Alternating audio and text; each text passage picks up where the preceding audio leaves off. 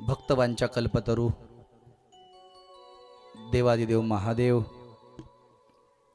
अवतार कुलस्वामी श्री खंडेराया भगवंताच्या या चंपाषष्ठी उत्सवामध्ये आणि खंडेरायाच्याच पवित्र अशा प्रांगणामध्ये आदर्श आणि पवित्र स्वच्छ अशा गावामध्ये संपन्न होत असलेली ही दिव्य कथा अर्थात श्री कुलस्वामी खंडेराय चरित्र कथा।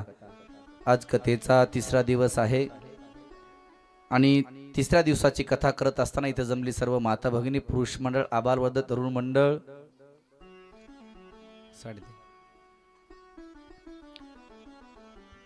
बहुसंख्य माता भगिनी। आज वराळ मंडळी वाढलेली आहे बरं, ज्यांना पत्रिका पोहोचली सगळे आले। स्टेजवरती माझे सर्व जीवलक मित्रमंडळी, शिंतवादक श्री हरिभक्तपरायण राहुल महाराज नावलगावकर, तसेच श्री हरिभक्तपरायण ढोलक वादक सुदाम महाराज गुणाले उदगीरकर, तसेच श्री हरिभक्तपरायण तबला विशारद विशाल महाराज बाबळगावकर।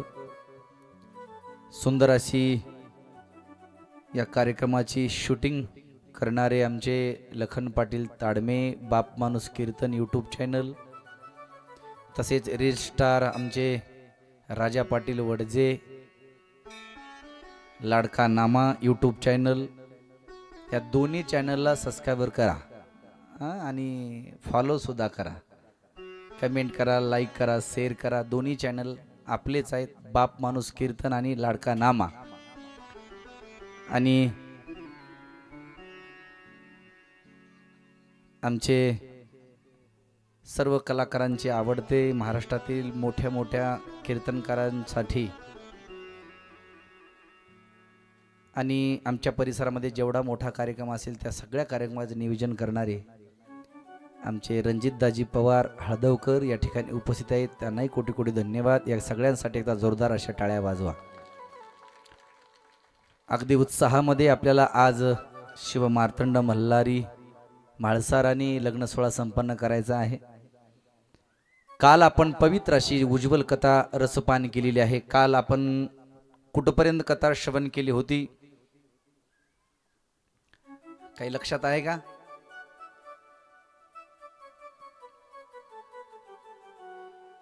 शिव अवतारी मार्तंड भैरव यांचा अवतार आपण काल पाहिला आणि म्हाळसाराणीची जन्मकथाही आपण काल पाहिली। म्हाळसाराणी कुठे जन्माला आली?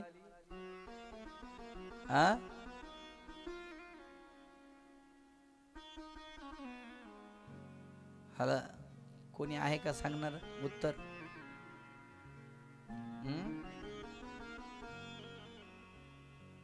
नेवासे। हा, आईने लक्षात ठेवलंय। आता हे सगळं कामाचं सांगतोय बरं मी, जेवढे होईल तेवढी आपल्याला पहिलं वर्ष आहे त्याच्यामुळं सगळं आपल्याला माहिती झालं पाहिजे। एक एक एक एक कथा आपल्याला जरी कमी कथा झाली तरी चालेल, पण जेवढं सांगितलं तेवढं कामाचं सांगणार आहे आणि आपल्या सगळ्यांच्या लक्षात राहिलं पाहिजे। मार्तंड भैरवाचा अवतार काल आपण त्याची कथा ऐकलेली आहे। मनी आणि मल्लासुराच्या वधासाठी हा भगवंतानी अवतार धारण केलेला आहे आणि जिथे जिथे भगवंत आहे तिथे तिथे महाराज सोबत माझी पार्वती माताही आहे। समुद्र मंथनाच्या वेळी मोहिनीचं रूप पाहून महादेव सुद्धा आकर्षित झाले आणि मग मोहिनीचं रूप पाहून आकर्षित झाल्यानंतर शिवजींनी विष्णूला सांगितलं मला मोहिनीचं रूप पुन्हा एकदा पाहायचंय आणि मग क्षणार्धासाठी काही क्षणासाठी पुन्हा एकदा मोहिनीचं रूप धारण केलं आणि भगवंताला जास्तच मोहिनी आवडल्यामुळे विष्णू भगवंतांनी आपले महाराज चैतन्य पार्वती मातेमध्ये विलीन करून टाकलं अंश रूपाने मोहिनीचा अवतार। आणि मग आणखी पार्वती माता तेजपुंज दिसायला लागलेली आहे आणि एवढी सुंदर दिसणारी पार्वती माता ज्यावेळेस मार्तंड मल्हारी अवतार धारण केला त्यावेळेस भोल्या शंकरीने सांगितलं पार्वती तू सुद्धा माझ्यासोबत अवतीर्ण झालं पाहिजे, पण मी कर्नाटक राज्यामध्ये अवतीर्ण होईल आणि तुम्ही मात्र कुठे जा? महाराष्ट्र राज्यामध्ये नेवासा या गावाच्या ठिकाणी आणि तिथे तुम्ही जन्माला या। आणि मग म्हाळसा राणी महाराज तिथे तिमसेट वाण्याच्या घरी महाराज जन्माला आलेली आहे।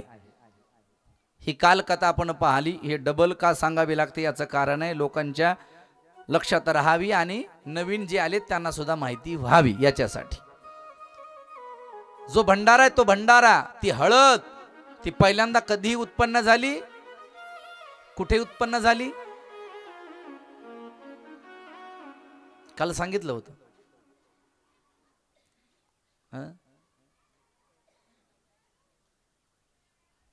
राजू ते स्टँड ते काढ बाजूला,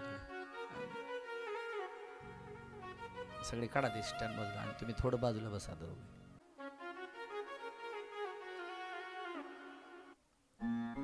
आज जमलं की आता? हा, जी हळद आहे ती, या हळदीची लागवड आपण सगळीकडे आता पाहतो, पण याची उत्पत्ती महाराज कैलास शिखरी झालेली आहे। आणि ते हळदीचं रोपट घेतलं, पार्वती मातेच्या चरणी महाराज अर्पण केलं। जे हळकुंड होते ते सुद्धा महाराज भगवंतानी महाराज तिला आपल्या जवळ घेतलं, अंगाला लेप दिला आणि सांगितलं, हळदी तू नाराज होऊ नको, मी ज्यावेळेस मार्तंड मल्हारी अवतार धारण करील त्यावेळेस तुला सुद्धा खूप मान्यता येईल। अर्थात ही हळद म्हणजे भंडारा म्हणजे दुसरं कोणी नाही तर ही रात्र आहे। ज्यावेळेस शिवसभेमध्ये सगळेजण आपापला पराक्रम दाखवायला लागले, सगळे तेजपुंज दिसायला लागले, सगळेजण म्हणायला लागले आम्हाला हे महत्वाचं खातं आहे, आमच्याकडे एवढं काम आहे, रात्र मात्र काळभोर असली तिला कोणी सुद्धा स्वीकारलं नाही।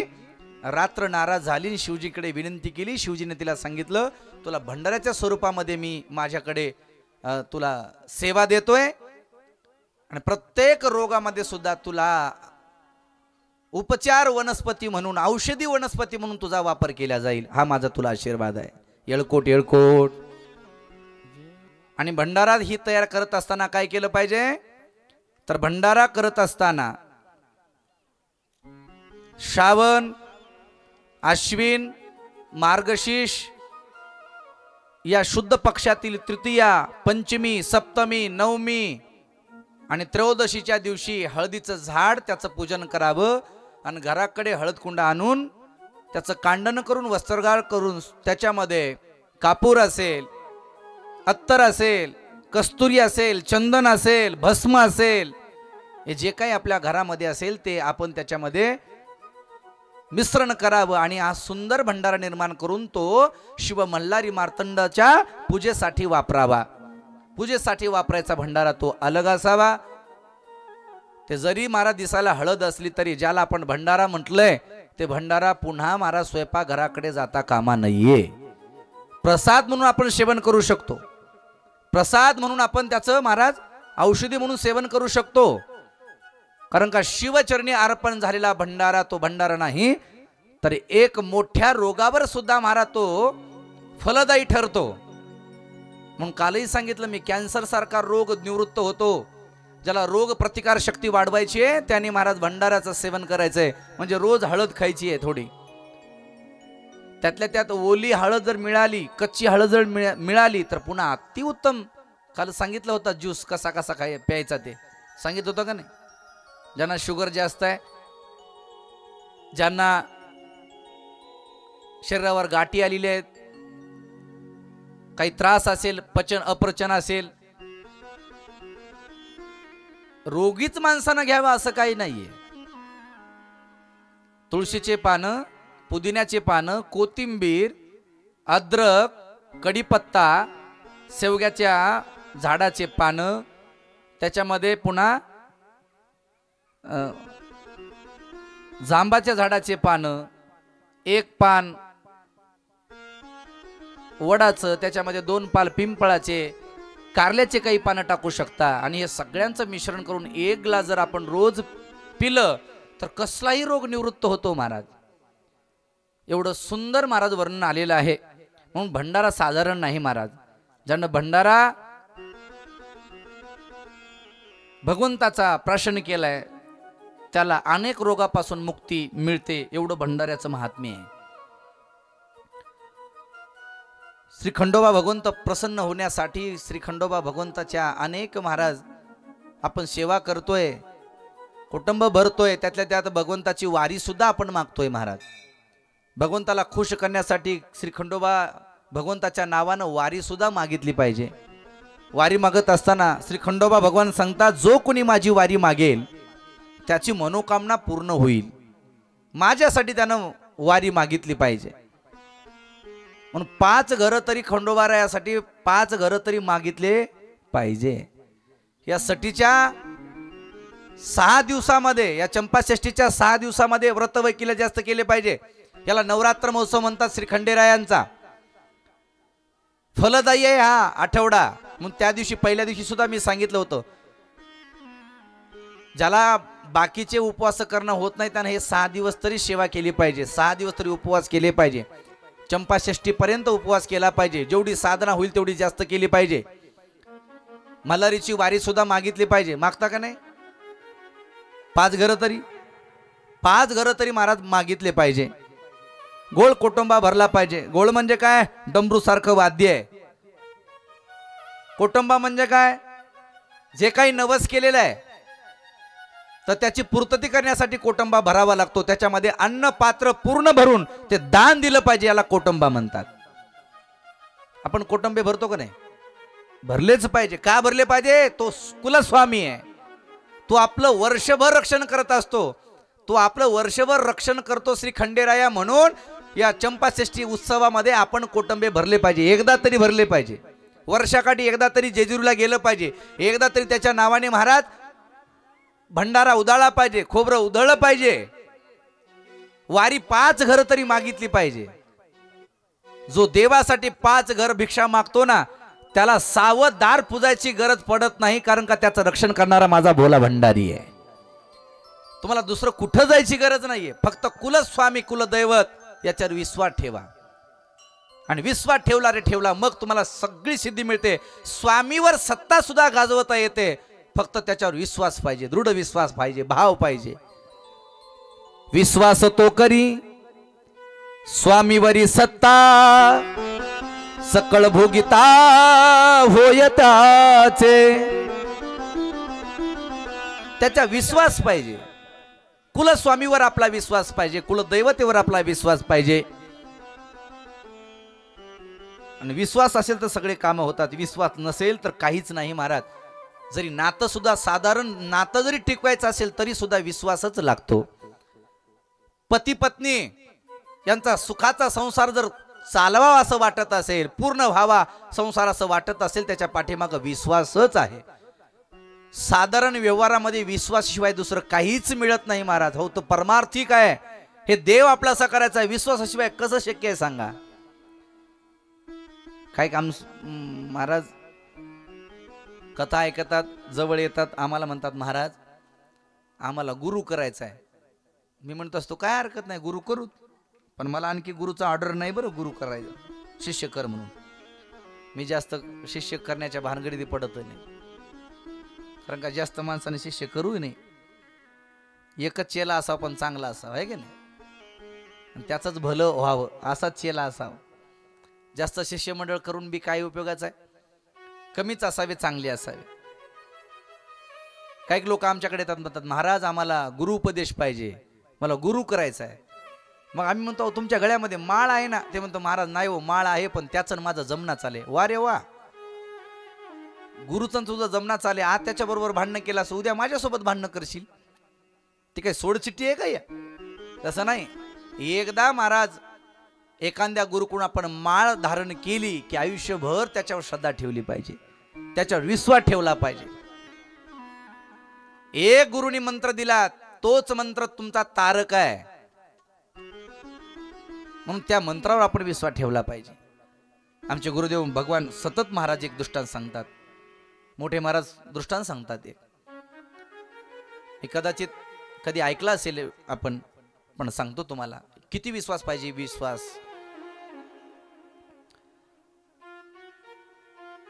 एका गावामध्ये गुरु आले आणि दीक्षा द्यायला लागले. लोक यायचे, दक्षिणा द्यायचे. आता आमच्या लक्ष्मी भाऊनी ते दक्षिणा ठेवली. शिष्याचं गुरुवर प्रेम असतं, गुरुचंही शिष्यावर प्रेम असतं म्हणून उचलून घेतले बरं. ते प्रत्येक जण दीक्षा घ्यायचं, काहीतरी कोणी अंगठी करायचं, कोणी महाराज कड करायचं, कोणी दक्षिणा द्यायचं. होय दाजी, जे असेल ते द्यायला लागले. होय, सगळे सारखं देत नाहीत, वेगवेगळ्या पद्धतीने द्यायला लागले. एक गावामध्ये गरीब घरचा होता, माळी समाजाचा. त्याच्याकडे पैसा जास्त नाही, काही नाही, काही नाही. आई त्यानं मनात ठरवलं आपलाही उपदेश व्हावा, गुरुची सेवा घडावी या उद्देशानं निघाला. पण हातामध्ये काहीच नाही, कारण का शास्त्र सांगताना 6 ठिकाणी माणसानं रिकाम्या हातानं कधी जायचं नसतं. 6 ठिकाणी ऐका, देवाच्या भेटीसाठी कधी रिकाम्या हातानं जायचं नाही, संतांच्या भेटीसाठी कधी सुद्धा रिकाम्या हातानं जायचं नाही, गुरुच्या भेटीसाठी कधी सुद्धा रिकाम्या हातानं जायचं नाही. मित्राच्या घरी मित्राच्या भेटीसाठी निघालात तर रिकाम्या हातानं कधी जायचं नाही.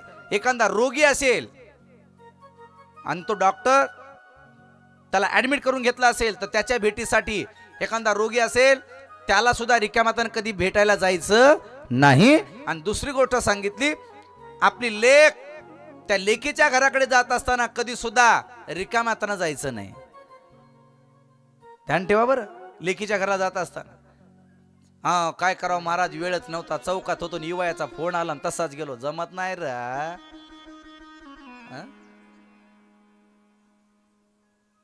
घेऊन जावं लागतं काहीतरी. अनुसमा येते का पुढं?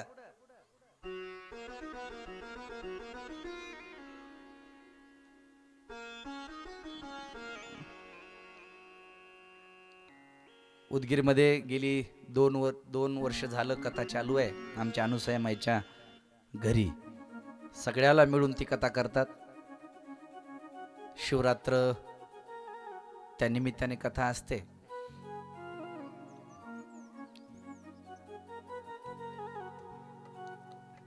एकदा माईसाठी जोरदार टाळ्या वाजवा. आमच्या काकू आल्या सोबत सोबत, सगळे आले, ताई आली, वा, सगळं उदगीर आले रे बाबा मूळ पत्रिका घेऊन.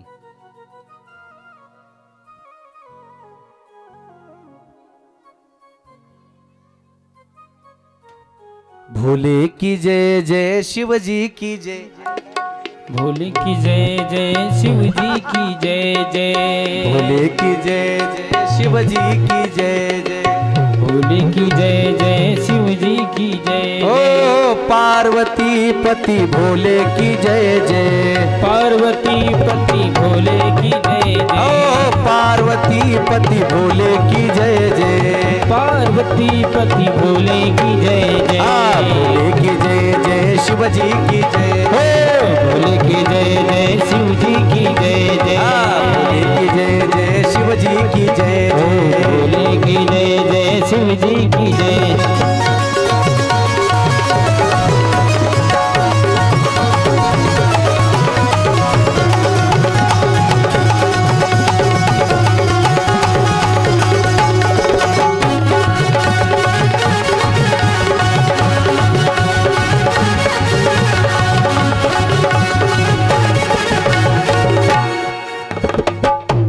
येळकोट येळकोट सदानंदाचा अर्थात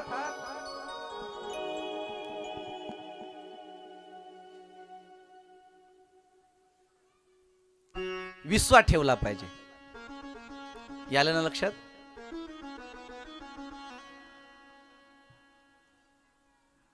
हा तो निघाला, त्याच्याजवळ पैसे नव्हते, त्यानं काय केलं माहिती आहे, आपल्या शेतातल्या 2 जुड्या घेतल्या, एक पालकाची जुडी घेतली आणि एक मेथीची जुडी घेतली, निघाला महाराजांच्या जवळ आला, महाराजांचं दर्शन घेतलं।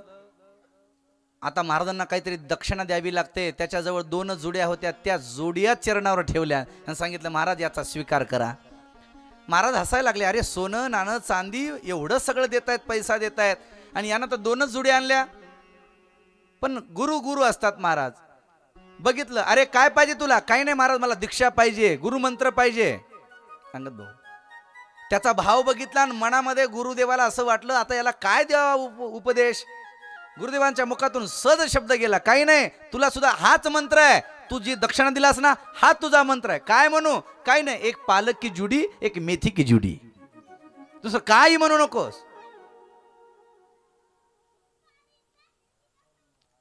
घराकडे आला, नित्यक्रम आहे. त्याला जास्त कथेला जाता येत नव्हतं, जास्त कुठं महाराज देवपूजा करण्यासाठी वेळ नव्हता. सकाळी उठलं की शेतात, सकाळी उठलं की शेतात, दिवसभर काबाड कष्ट करायचा. तोच महाराज संसार फुलवायचा. वर्ष झालं, वर्षाकाठी पुन्हा त्याला कळालं की चंपाषष्ठीला महाराज गावात येतात, जावा आपण दर्शनासाठी. पुन्हा वर्षाकाठी एकदा आला दर्शनासाठी, निघाला दर्शनासाठी. पण ज्या गावाला जायचंय त्या गावाच्या मध्ये एक होळ होता, म्हणजे नदी होती, आणि तिला पूर आला होता. आता पलीकडे जायचं कसं? त्या काळची अवस्था अशी होती, पुलही नव्हते, वाहनही नव्हते, याच्याजवळ काहीच नव्हतं. नदी किनाऱ्यावर आला आई, आणि मग त्याला विचार पडला पलीकडे जावं कसं. आजचा दिवस जर टळला तर वर्षभर महाराजांचं दर्शन होणार नाही. विश्वास आहे. ऐका, त्याला पुन्हा महाराज आठवण आली. महाराजांनी सांगितलंय, अरे याच मंत्राचा जप कर, तुला भवसागर नदी पार करून नेईल हा मंत्र. त्याला शब्द आठवले. तो म्हणायला लागला, भवसागर नदी जर या मंत्राने पार होत असेल तरी गावातली नदी पार का होणार नाही म्हणे. त्याने मंत्र उच्चारण केला आणि म्हणायला लागला, एक पालक की जुडी, एक मेथी की जुडी. आणि आपल्या खांद्यावरची घोंगडी घेतली, पाण्यावर टाकली, आणि पुन्हा एकदा गुरुचं स्मरण केलं. दोन्ही हात जोडून म्हटला, एक पालक की जुडी, एक मेथी की जुडी, चाल घोंगडी पैलथडी. घोंगडीवर महाराज बसला आणि अलीकडे आला, पण घोंगडी भिजली सुद्धा नाही, ओली सुद्धा झाली नाही. धो धो पाऊस सुरुवात आहे. लाखोचा हजारोचा समाज आहे, प्रत्येक दर्शन घेऊन पुढे जात होता. आणि मग या माळ्याचा नंबर आला, त्याने सुद्धा महाराज दर्शन घेतलं. महाराजांनी त्याच्याकडे बघितलं. अरे बापरे म्हणे, आला आपला गेल्या वर्षीचा शिष्य. महाराज म्हणले, अरे कसा आला? म्हणे, महाराज कसंही नाही, घोंगडीवर बसून आलो म्हणे. घोंगडी पाण्यात टाकून घोंगडीवर बसून आलो. महाराजांना सुद्धा आश्चर्य वाटलं. महाराज म्हणाले, घोंगडी कशी अशी? महाराज म्हणे, तुम्ही गेल्या वर्षी मला मंत्र दिला होता. महाराजांच्या सुद्धा ध्यानात नाही याला काय गेल्या वर्षी म्हणले होते ते, पण त्याचा भाव दृढ आहे, निश्चय आहे त्याचा. आणि मग मात्र त्याने सांगितलं, महाराज तुम्ही म्हटला होतात, एक पालक की जुडी, एक मेथी की जुडी, या मंत्राचा जप कर, भवसागर नदी पार करशील. महाराज मी वर्षभर तो मंत्र जपला आणि तो मंत्र उच्चारण केला, ही घोंगडी सुद्धा पाण्यात भिजली नाही म्हणे. महाराज मी आदर वर बसून अलीकडच्या तिरी आलो. महाराजांना आश्चर्य वाटलं. महाराज म्हणायला लागले, अरे वा, धन्य, माझ्या अशा आयुष्यामध्ये असला चेला मी नाही पाहिला म्हणे, असा शिष्य नाही पाहिला. महाराजांनाच कमीपणा वाटायला लागला. कधी कधी गुरुपेक्षा शिष्य भारी होतो. महाराज नतमस्तक व्हावं वाटतं त्याच्या भक्ती पुढं. दोन्ही हात जोडून सांगितलं, महाराज माझी इच्छा आहे तुम्ही माझ्या घराकडे यावं. महाराज म्हणले, जायचं कसं? म्हणे, महाराज जसा मी आलो तसंच. महाराजाला वाटलं जातो, जर येतो म्हणावं तर नदीत नेतय आणि बुडून मारते. चला म्हणे, हाताला धरलं, गुरूंच्या नदी काठी आणलं. अरे आता जायचं कसं? महाराजांनी सांगितलं, महाराज घाबरू नका. खांद्यावरची घोंगडी घेतली, महाराजांना हातात घेतली आणि मंत्र उच्चारण केला, एक पालक की जुडी, एक मेथी की जुडी, चल घोंगडी पैलथडी. घोंगडी टाकली, घोंगडी आदर तरंगायला लागली. दोघही त्याच्यावर बसले आणि अलीकडच्या तीरावर आले. मला एवढं सांगायचंय काय, साध्या मंत्रात एवढा पावर असतो. जरी मंत्र साधारण असला, जरी गुरु तुमचा लहान असला, त्यांना दिलेला उपदेश तुमच्यासाठी सर्वश्रेष्ठ आहे. आणि गुरुच्या मंत्रावर विश्वास ठेवा, भवसागर नदी पार झाल्याशिवाय राहत नाही. काय काय आपल्या गावामध्ये तुकाराम महाराजांना गुरु करून घेतलेलं आहे. जरी आपल्या सोबत तुकाराम महाराज राहत असले तरी महाराज गुरु आहे ना, तर गुरुच्या ठिकाणी गुरुच असलाच पाहिजे, त्याला मान सन्मान दिलाच पाहिजे. ते आपलं काम आहे. ज्यांनी कोणी कोणाची दीक्षा घेतली असेल, माळ घातली असेल, तो गुरुचरणी आहे. काय काय महाराज आमचा आणि त्यांचा स्वभाव जमत नाही, त्याचं माझं जमत नाही. जमत नाही ना, शिष्याश ना, एक काम कर, बोलू नको, पण त्यानं दिलेल्या मंत्राचा जप कर, तो तुझा तारक ठरणार आहे. जास्तच गुरु मोठा असावा असं काही नसतं. टीव्ही मध्ये आलेला गुरुदेव असतो असंही नाही. जास्त फोकस मध्ये आलेला, जास्त हार, जास्त गाडी मोठी, बॉडी मोठी, असं काही नाही. त्यानं दिलेला मंत्र हा तुमचा तारक आहे. आणि तो सिद्ध मंत्र तुम्हाला महाराज जन्म मृत्यूच्या बंधनातून, या संसारूपी सागरातून मुक्त करणार आहे. कैलास वैकुंठ तुम्हाला मिळणार आहे. हे सगळं मिळतं, याच्या पाठीमागं एकच पाहिजे, त्याचं नाव आहे विश्वास. भाव पाहिजे. दुसरं अजिबात काही डोक्यात आणायचं नाही. गुरुने दिलेला उपदेश आहे ना, त्याचा विश्वास ठेवायचा. बस स्वामीवर महाराज सत्ता गाजवता येते.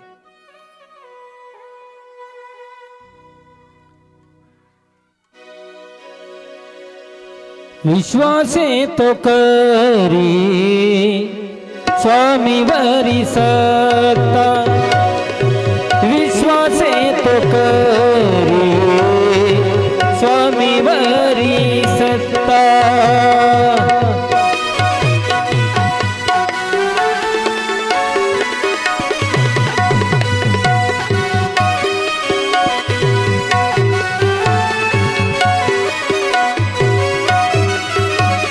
विश्वासे तो करी स्वामीवरी सत्ता, विश्वासे तो करी स्वामीवरी सत्ता.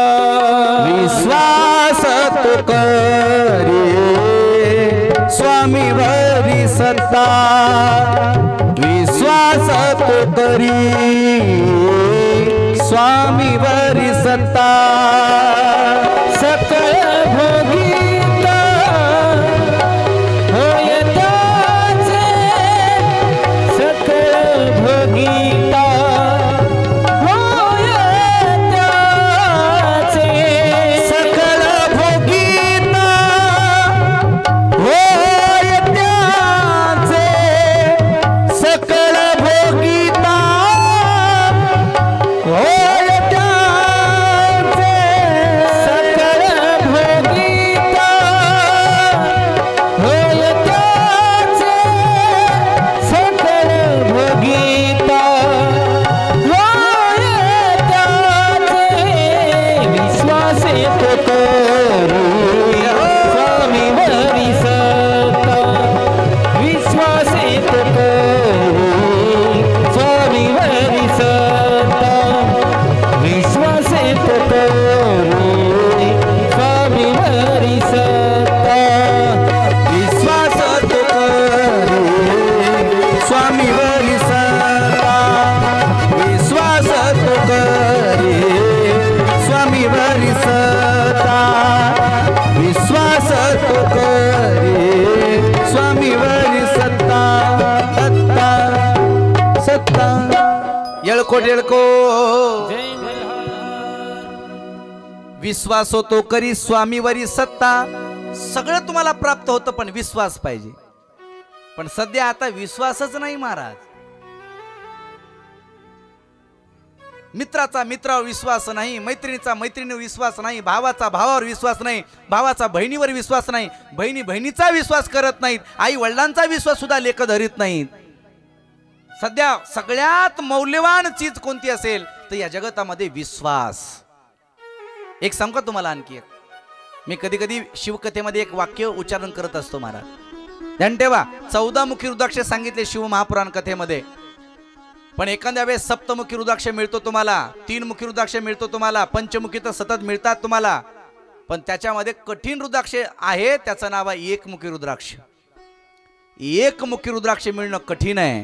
म्हणून कधी कधी दाजी मी म्हणत असतो, एकमुखी रुद्राक्ष मिळत नाही, जर मिळाला तर त्याचं जतन करा. या जगतामध्ये एकमुखी रुद्राक्ष आणि एकमुखी मनुष्य सुद्धा मिळणं कठीण आहे. आणि जर तुमच्या जीवनात मिळालं तर त्याचं जतन करा, त्याला सोडून देऊ नका. पुन्हा ते मिळणं शक्य नाही, कठीण गोष्टी आहेत त्या. अहो सध्या बायकोचा महाराज मालकावर विश्वास नाही हो, म्हणून ते झोपी गेल्या त्याचं व्हॉट्सअप चेक करतात. पण तुमच्या एवढ्या डोकेबाज बायका ते सांभाळतात, ते काय थोडे चॅप्टर असतात का? एकदा दोघं जण नवरा बायको रोडनं चालत होते भाऊ. त्यांना असा घट्ट हात धरला होता बायकोचा. कुठे जायचं म्हणजे की सतत धरायचा हात तिचा, पुढे गेलं तरी मागे गेलं तरी तिला हात सोडायचा नाही. मी म्हणलं दादा अरे बायकोला थोडं रिकामं चालू दे ना, हात सोड ना. ते म्हणे महाराज हात सोडाय काय हरकत नाही. मी म्हणलं काय झालं? काय नाही म्हणे महाराज. मी म्हणलं विश्वास नाही का? म्हणे महाराज विश्वास आहे हो. मग काय महाराज विश्वास आहे हिचा, पण एक विश्वास नाही. मी म्हणलं कस काय? हात सोडला की मला ती रस्त्यानं चालतच नाही म्हणे, विश्वासच नाही. मी म्हणलं कस काय? काही नाही म्हणे, हात सुटला की हे दुकानात जाते म्हणे, साड्याच्या तरी नाही तर सोन्याच्या तरी. विश्वासच नाही म्हणे रोडनं चालली. याचा लय अवघड झालं सध्या. विश्वास मिळणं, विश्वास कोणावर ठेवावं हेच कळत नाही. ज्याच्यावर आपण महाराज डोळे झाकून विश्वास ठेवत असतो तेच लोक आपले डोळे उघडत असतात. म्हणून या जगतामध्ये विश्वास ठेवायचा असेल तर एक गुरुचरणावर विश्वास ठेवा, नाही तर देवावर विश्वास ठेवा. या दुनियेमध्ये कोणावरच विश्वास ठेवू नका. आतापर्यंत ज्याने ज्याने या दुनियेवर विश्वास ठेवलाय त्याचा विश्वासघातच झालाय, मिळतच नाही दुसरं काही महाराज. जिन पे ज्यादा भरोसा किया जाता है, जिन पे ज्यादा भरोसा किया जाता है वही अक्सर उन्हें धोखा देते हैं. म्हणून विश्वास ठेवायचे या जगतामध्ये कोणीच राहिलं नाही महाराज. मग तो विश्वास जर आपण महाराज जर देवावर ठेवला तर तुम्हाला सगळं मिळतं महाराज.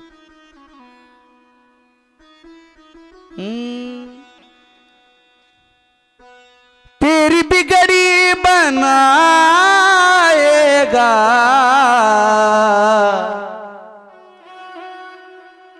तेरी बिगड़ी बनाएगा, विश्वास जरूरी है, विश्वास जरूरी है, विश्वास जरूरी है, ओ विश्वास जरूरी है, विश्वास जरूरी है. तेरी बिगड़ी, तेरी बिगड़ी, तेरी बिगड़ी बनाएगा, विश्वास जरूरी है, ओ विश्वास जरूरी है, विश्वास जरूरी है, विश्वास जरूरी है, विश्वास जरूरी है.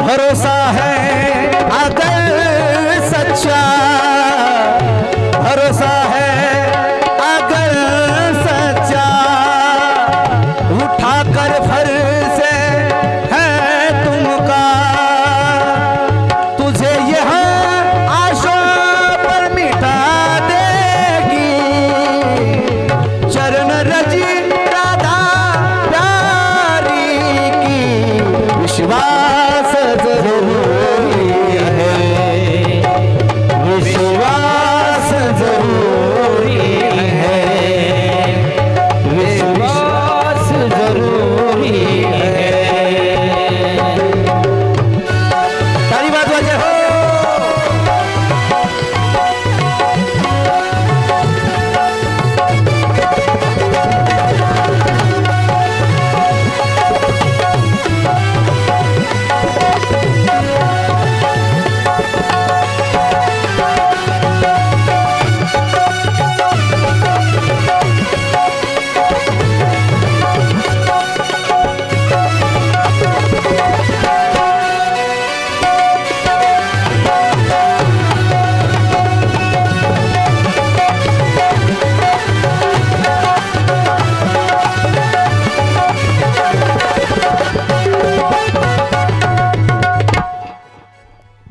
तेरी बिगड़ी, तेरी बिगड़ी बनाएगा,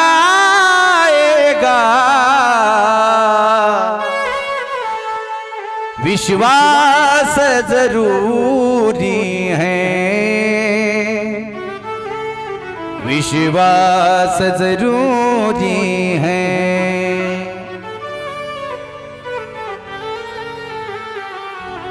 तेरी नैया पार लगा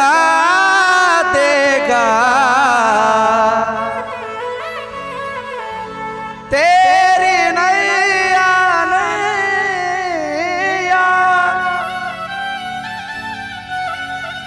तेरी नैया पार लगा देगा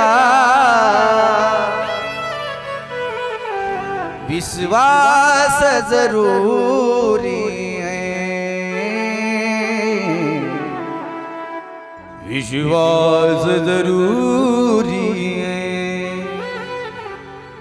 विश्वास पाहिजे कोणत्याही नात्यामध्ये मग आपलं साधारण नातं कमवायचं असेल तर विश्वास लागतो तर देव आपला असा करायचा आहे मग विश्वास का लागत नाही सांगा विश्वास लागतोच महाराज म्हणून श्री खंडेरायाचा त्यांनी विश्वास ठेवत चला आयुष्यात तुम्हाला कुठं संकट येणार नाही आणि जरी संकट आलं तरी सुद्धा तो तुम्हाला त्या संकटातून तारून नेल्याशिवाय राहणार नाही फक्त आपला भाव पाहिजे देवाकडे जात असताना माणसं मुळूमुळू पद्धतीने जातात देवाकडे जात असताना माणसं मनामध्ये काहीतरी महाराज अपेक्षा घेऊन जातात देव आपलं कोडं निर्मूलन करेल का नाही मतभेद संकल्प विकल्प मनामध्ये घेऊन जातात देवाकडे श्री खंडेरायाच्या चरणी विलीन होत असताना नतमस्तक होत असताना सर्व भाव देवाला आपण अर्पण करतो काय मनामध्ये पुन्हा विचार येते माय हे पूर्ण करल का नाही आपलं नवस असंच की हे जर म्हणते नाही माय आपला खंडोबा लई लहान आहे खंडोबा देव भगवंत जरी लहान असला तरी त्याचा चमत्कार मात्र फार मोठा आहे ध्यान ठेवा तो कुलस्वामी आहे विंचू लहान असला काय मोठा असला काय चमत्कार मात्र सारखाच असतो तसा तोंडचिरीचा श्री खंडेराय मैलारचा भगवान जेजुरीचा शिव मल्हारी नळदुर्गचा मल्हारी हे जरी महाराज त्यांचे राहण्याचे ठिकाण वेगवेगळे असले तरी चैतन्य अवस्था त्यांची महाराज मूर्ती अर्थात त्यांचं वास्तव्य जिथं आहे ती जागा पुनीत होत असते म्हणून आपल्या श्री खंडेरायाचा चमत्कार सगळ्याला माहित आहे ज्यावेळेस मूर्ती प्राण प्रतिष्ठा होती त्यावेळेस ज्यावेळेस गावामध्ये पालखी निघाली त्यावेळेस खालच्या गावामध्ये आपली त्या गलीने येत असताना पालखी तर लाईटचा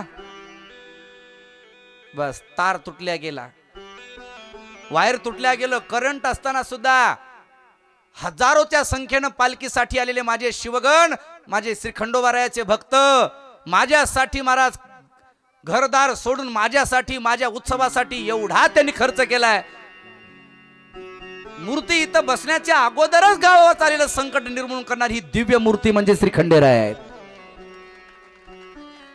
म्हणून साधारण समजू नका ही मूर्तीकडे पाहत असताना साधारण मूर्ती असं समजू नका तुमचा भाव जेवढा मोठा असेल तेवढा महाराज माझा देव मोठा होत असतो एवढा प्रभू भावे त्याने संपुष्टी राहावे जेवढी तुमची इच्छा आहे तेवढा प्रगट होत असतो महाराज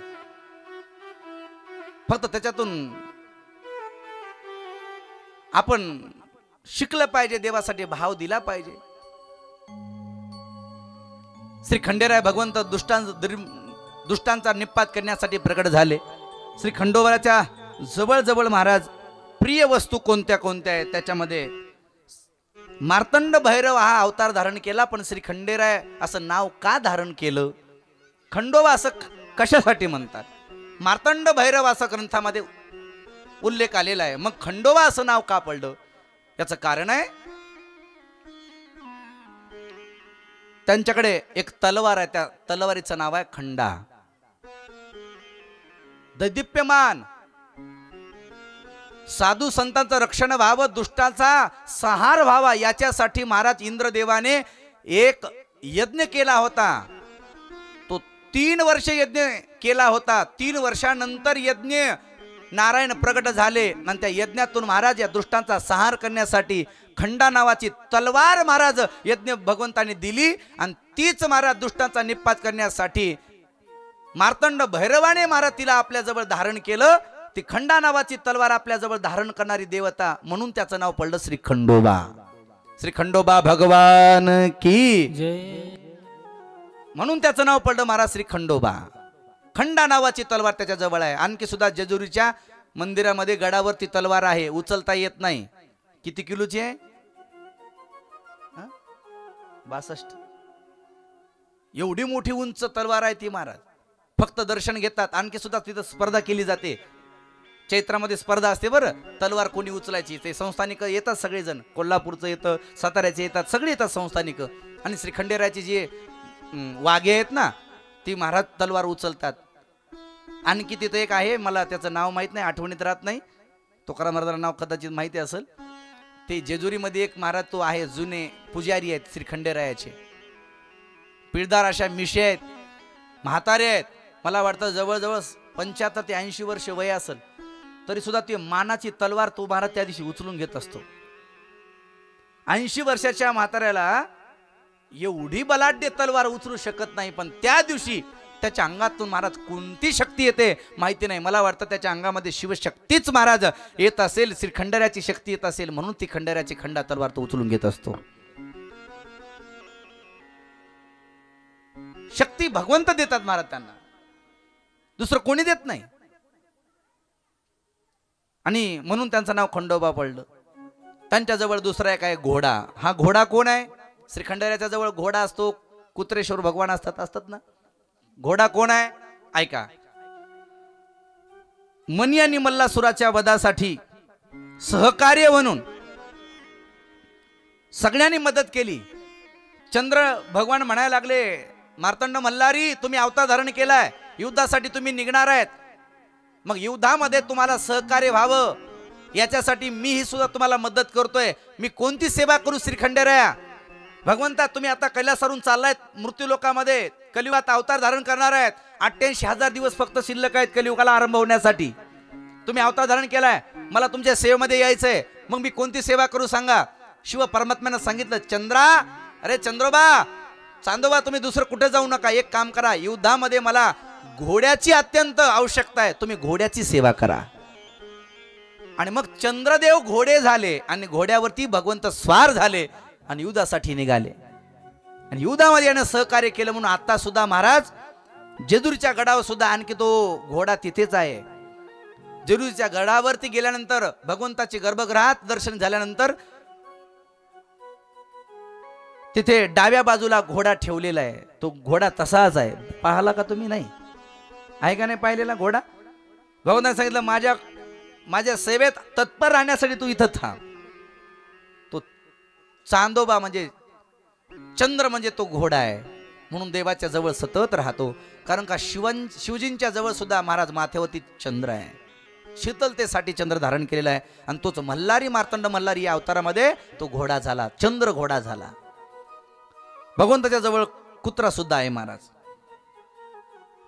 तो कुत्रा कोण आहे माहिती आहे का? आपण म्हणतो कुत्र दिसलं की, जवळ असलं की आपण म्हणतो, मंदिराच्या जवळ फिरत असलं तर आपण काय म्हणतो? खंडोबा आहे, खंडोबाचा अवतार आहे, खंडोबाचा अंश आहे म्हणतो. बरोबर का नाही? बरोबर आहे का नाही? आणि घरचं दूध पिलं की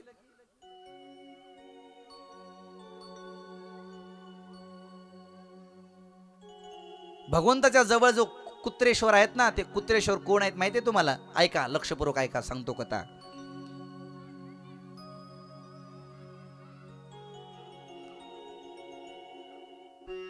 भगवंताचा वामन अवतार धारण झाला, महाविष्णूचा वामन अवतार धारण केला. कशासाठी केला माहितीये?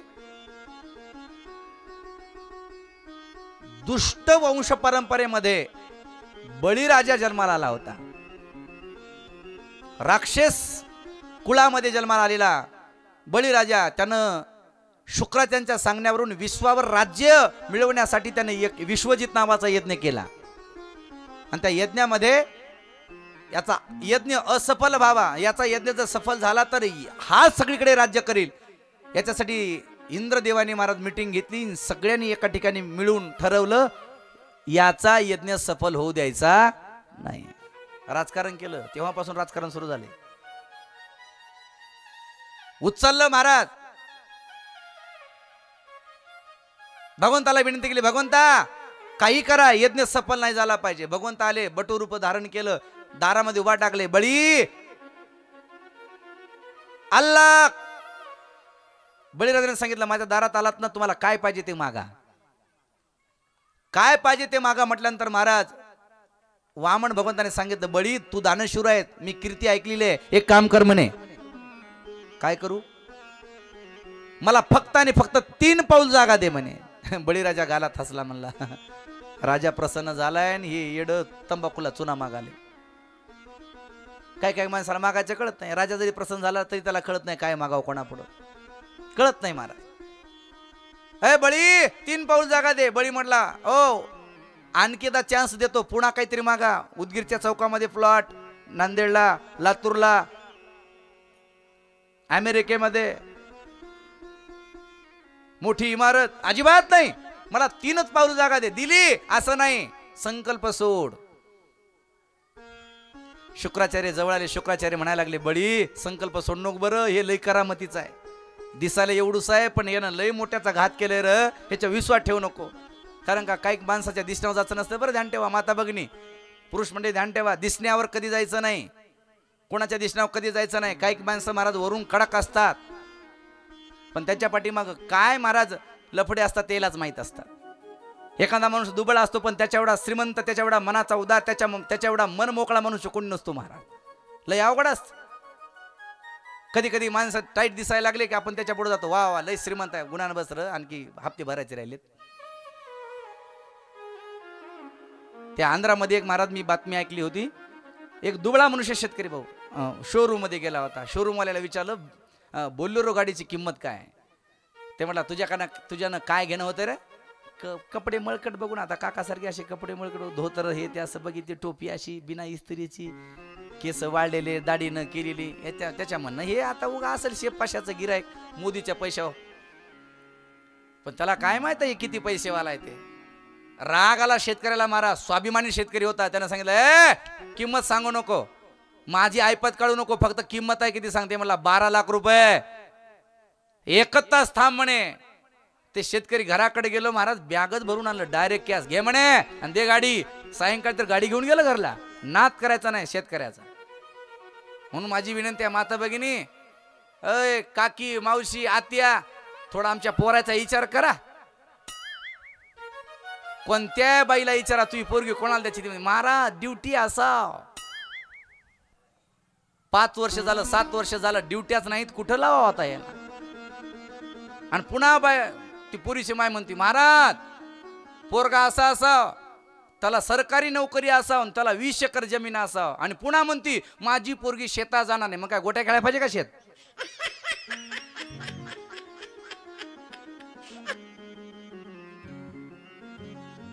आमच्या पोराचं लय अवघड झालं महाराज. नोकऱ्याच नाहीत. बरं ठीक आहे, काय हरकत नाही, नोकरी मागाव भाऊ, काय हरकत नाही मागाव, पण तशी पोरगी असाव, पोरीला नोकरी असाव. मग तिनं साजी काय हरकत नाही.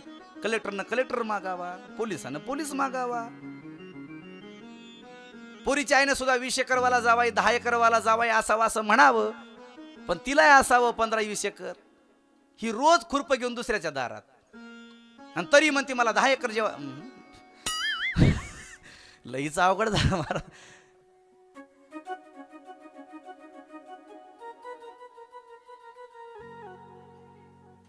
कधी कधी दिसण्यावर जायचं नाही. एका घरी चहा प्यायला गेलो आणि आम्हाला सवय असते महाराज, जिथं चहा प्यायला गेले ना चहा गोड व्हावा म्हणून आपण थोडं गोड शब्द बोलत असतो. मी त्या काकूला म्हणलं, काकू काय तुमचे मालक हो, काय तुमच्या मालकाची टोपी, काय तुमच्या मालकाचं धोतर, काय तुमच्या मालकाचं शर्ट, काय तुमच्या मालकाचं राहणं, काय तुमच्या मालकाचं वागणं, काय तुमच्या मालकाचं बोलणं. असं म्हटल्या काकू तिनं असं तबक खाली ठेवलं. मला म्हणते महाराज आमच्या मालकाच्या दिसण्यावर तुम्ही जाऊच नका. आमचे मालक कीर्तनाला गेले की नवीन चप्पल आणल्याशिवाय घराकडेच येत नाहीत म्हणे. महाराज काय सांगा म्हणे आमच्या मालकाची करणी. त्यांनी शेजारच्या संडास बाथरूम मध्ये उभा टाकून फोटो काढला, सरकारचे 12,000 रुपये उचलले, पण घरात संडास बाथरूम बांधली नाही म्हणे. एवढं करामतीचं म्हातार आहे म्हणे. यात कधी कधी दिसण्यावर जायचं नसतं महाराज. सरकारने कुठपर्यंत द्यायचं महाराज. एका सरपंचाने गाव सुधारायचा प्रयत्न केला आणि गाव सुधारत नाही. एका आमदाराने तालुका सुधारावा म्हणजे असं नाही होत. सगळ्यांचं सहकार्य त्याला पाहिजे. त्या सरकारचे काही निर्णय आता आले महाराज. मी कोणाच्या पक्षाचा नाही बरं. आता इलेक्शन जवळ आले, तुम्ही म्हणता महाराज कोण्या पक्षात गेलास का. माझा सगळ्यात मोठा पक्ष वारकरी पक्ष आहे आणि हरिनामावर लक्ष आहे. आम्हाला कोण्या पक्षात देणं घेणं नाही. पण महाराज एकनाथ शिंदे साहेबांनी मुख्यमंत्री असताना एक निर्णय घेतला होता. आपला राज्य प्राणी म्हणजे गोमातेला महाराज उच्च दर्जा दिला होता. एकदा टाळ्या वाजवायला काही हरकत नाही. चांगलं काम केलं आमच्या वारकऱ्यासाठी केलं महाराज. त्या महात्म्याने चांगलं काम केलं. आळंदी ते पंढरपूर आतापर्यंत वारकऱ्यासाठी निवारा कधीच केले नव्हते, ते केले. आम्हाला जे केले ते चांगलं आम्ही म्हणणारच आहेत महाराज. बाकीचं आम्हाला देणं घेणं नाही. पण काही निर्णय कोणाला पटतात, काही निर्णय कोणाला पटत नाहीत भाऊ. ते 75 वर्ष झाले म्हणून एसटी फुकट केली का नाही. एका म्हातारीला विचारलं, काकू काय, पत्रकाराने प्रश्न केला, काकू सरकारने 75 वर्षानंतर आता एसटी फुकट केली, हा निर्णय तुम्हाला कसा वाटतो. ते म्हणले, हे निर्णय चांगला नाही. मग काय झालं, ते निर्णय काय उपयोगाचा म्हणे. चांगलं झालं की फुकट फिरायला, हे म्हणे माझ्या काय कामाचं आहे, गावातच माहेर आहे.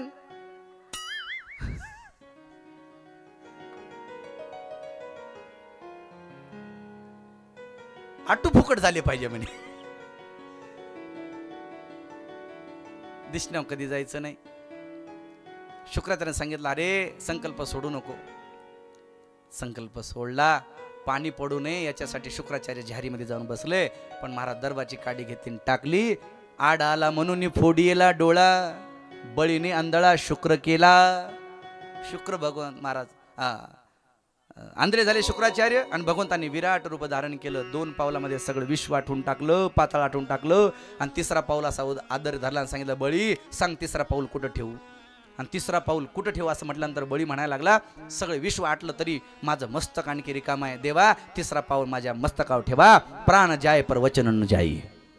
डोक्यावर पाय ठेवला आणि बळीराजाला पाताळात घातलं. पण देवाची सुटका झालेली नाही. पाताळात गेला भगवंत आणि बळीचा द्वारपाल होऊन महाराज राहायला लागला. आणि ज्यावेळेस द्वारपाल होऊन राहायला लागले त्यावेळेस मात्र महाराज काही लोकांना हे आवडलं नाही दाजी. मग त्यावेळेस सामदेव जाऊन महाराज तिथं अवहेलना करायला लागली महाविष्णूची. हे द्वारपाल काम करत असताना जवळजवळ जाऊन गाणे म्हणायचे चांगले चांगले. सामदेव म्हणजे गायन करणार आहे, गायन करण्याचे कसं पण थोडं अवहेलना केल्यासारखं महाराज गायन करायचे. आणि गायन दोन्ही टाईपचं करता येते बरं, ध्यान ठेवा. दुःखामध्ये सुद्धा गायन करता येते आणि सुखामध्ये सुद्धा गायन करता येते. गायन एक अशी चीज आहे, कोण्या प्राण्यात त्याला 100% महत्व आहे. बघा एखादा माणूस जर महाराज असं दुःखी असला ना, त्याच्या जवळ जाऊन महाराज दर्दभरी गाणे म्हणायचं, पुन्हा डायरेक्ट रडतं ते. एखादा दुःखी असला ना त्याच्या जवळ जाऊन महाराज असं दुःखाचे गाणे म्हणलं की ते शेजारचं म्हणते, गुणानं बसरो म्हणू नको, लई मोठा गाय खायच काय.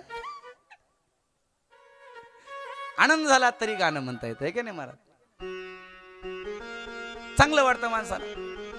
मग मात्र महाराज महाविष्णूला राग आला. महाविष्णू सांगितलं, सामदेवा माझ्या जवळ येऊन माझी इच्छा नसताना माझ्याजवळ सतत गायन करतोस ना, माझा शाप आहे तुला. असाच मृत्यू लोकात जाशील आणि असाच भुंकत राहशील. जा शाप आहे, कुत्रा होशील. दोन्ही हात जोडेन उशाप मागितला.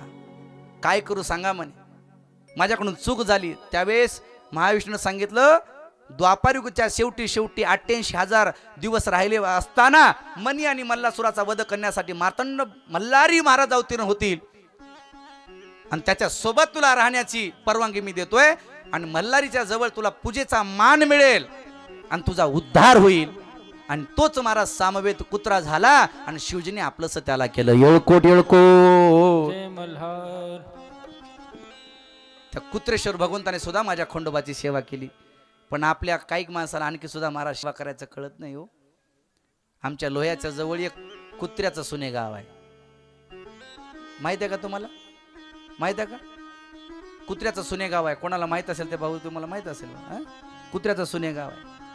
तिथं कुत्र्यासाठी मंदिर बांधलेलं आहे. कुत्रेश्वर भगवान म्हणून पॉम्पलेटवर नाव येतं महाराज. त्याचं नवस करतात लोक. ज्याला नवसाला पावणारा तो महाराज कुत्रेश्वर भगवान आहे. ज्याचा नवस पूर्तीला जाणार आहे, पावला ना तो अलगत असा हात लावलेला महाराज कुत्रेश्वर भगवान उचलता येतात. पण ज्याला पावायचं नाही ना भाऊ, जाग्यावर दोघा तिघांना उचललं तरी महाराज उचलत नाहीत. हा कुत्रेश्वर भगवंताचा महिमा आहे. कुत्र्याचं सुनेगाव आमच्या जवळ आहे, लोहा तालुक्यात. नतमस्तक होतात लोक, शाने साने माणसं जाऊन. नाही नाही, पुढारी सुद्धा नतमस्तक होतात, नारळ फोडतात आणि पुन्हा प्रचाराला सुरुवात करतात. कुत्रेश्वर भगवंता आमच्यावर कृपा दृष्टी टाकू द्या, राहू द्या. सांगू का तुम्हाला एवढा मान त्याला कशासाठी मिळाला? सांगू तुम्हाला, देवाच्या कार्यामध्ये ज्याने कोणी साधारण जरी सेवा केली तरी ती व्यर्थ जात नाही. ध्यान ठेवा.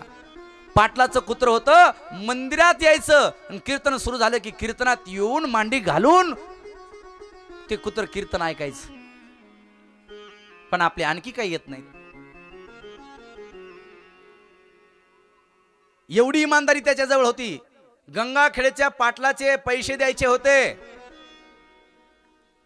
सुनेगावच्या पाटलाचे पैसे त्या उदगीरच्या पाटलाची त्याला देणं होतं, पैसे देता येत नव्हते म्हणून त्यानं चिठ्ठी बांधली गळ्यामध्ये, सांगितलं वाग्या जा गंगाखेडला जा आणि या पाटलाला सांग ही चिठ्ठी दे, आणि पाटलाला सांग माझ्याकडून यावर्षी अपीक झाल्यामुळे जास्त पाऊस पडल्यामुळं उत्पन्न झालं नाही, यावर्षी मी पैसे देऊ शकत नाही, त्या मोबदल्यात तू जाऊन तिथं 6 महिने सेवा कर. ते सांगण्यासाठी कुत्र गेलं महाराज आणि गेलं वाग्यानं महाराज ते चिठ्ठी दिली. पाटलानं चिठ्ठी वाचली, पाटलालाही महाराज दया आली, मित्र होते. पाटलानं सांगितलं अरे वाग्या तू किती प्रिय पाटलाचा, तू माझ्याजवळ थांबू नको, काय हरकत नाही, 6 महिन्यानंतर नाही वर्षानंतर आमचे पैसे द्या म्हणा. पाटलाला दुसरी चिठ्ठी लिहिली पाटलाला, ती गळ्यात बांधली, ती चिठ्ठी घेऊन महाराज इकडे आलं. पण पाटलाचा शब्द होता वाग्या वापस यायचं नाही 6 महिने. दारात पाटील बसले होते, ते कुत्र आलं महाराज, पाहिल्या एक पाठीमागचा पुढचा न विचार करता हातात काठी घेतली, सांगितलं वाग्या माझा शब्द मोडलाय, पाटलाच्या घरी तुला 6 महिने राहा म्हणलं होतो, तू वापस वालास काय. हातात ती काठी घेतली आणि डोक्यात मारली महाराज. 2दा कुत्र फिरलं आणि गळ्यातली महाराज ती चिठ्ठी पडली. आणि मग मात्र ती चिठ्ठी वाचली. पाटील यावर्षी पैसे नाही दिले तरी चालतात, पण वाग्या आमच्याकडे नका, तुमच्याकडे राहू द्या. पण मालकाचा माझ्यावर आता विश्वास राहिला नाही म्हणून ते वाग्या घराकडे गेला नाही भाऊ, तर हनुमंतराच्या मंदिरातच राहायचा, तिथंच नेवद खायचा आणि तिथंच महाराज मृत्यू पावला. त्या सुनेगावामध्ये आणखी सुद्धा चोरी होत नाही. जरी चोरी झाली ना, शिवच्या पलीकडे महाराज नेता येत नाही. ते कुत्रेश्वर भगवंताला कित्येक वेळेस लोकांनी महाराज ते चोरांनी ते मूर्ती चोरून न्यायचा प्रयत्न केला, पण ती मूर्ती महाराज आणखी सुद्धा गावाच्या बाहेर जात नाही, कोणाला चोरी सुद्धा करू देत नाही. त्या गावाचं रक्षण करणारे कुत्रेश्वर भगवंत आहेत. एवढे जागृत संस्थान आहे ते. त्या कुत्रेश्वर भगवंतासाठी महाराज मंदिर बांधलं, पण पुजाऱ्याला सांगितलं मला इथून जाग्यावरून हलायचं नाही, मला मारुतीरायाच्या दरबारातच राहायचंय, कारण का 11वा रुद्र मारुती आहे आणि मारुती म्हणजे माझ्या भोल्या शंकराचा अवतार आहे आणि तोच खंडोबा आहे, तीच माझी सेवा करण्यासाठी मला इथं थांबायचे. बघा, म्हणून देवाच्या सेवेमध्ये थोडं सुद्धा तुम्ही महाराज काही सहकार्य केलं असेल तर ते तुम्हाला महाराज फल देऊन जातं.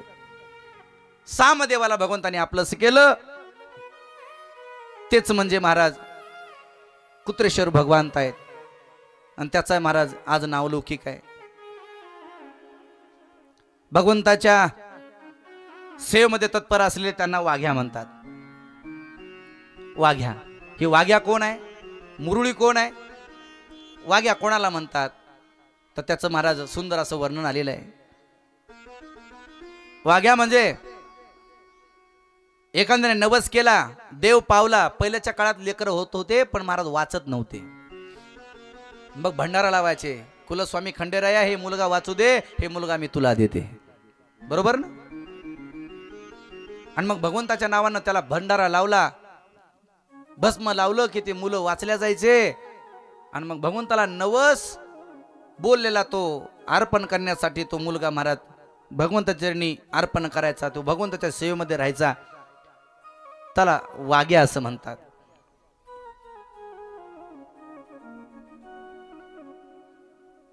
हा पुरातन ग्रंथामध्ये कथा येते. ज्यावेळेस मनी आणि मल्लासुराच्या युद्धासाठी भगवंत निघाले, त्या वाटेमध्ये महाराज वाघ आडवा आला. वाघ आडवा आला, ही पुरातन कथा बरं, ध्यान ठेवा. वाघ्या म्हणजे कोण आहे.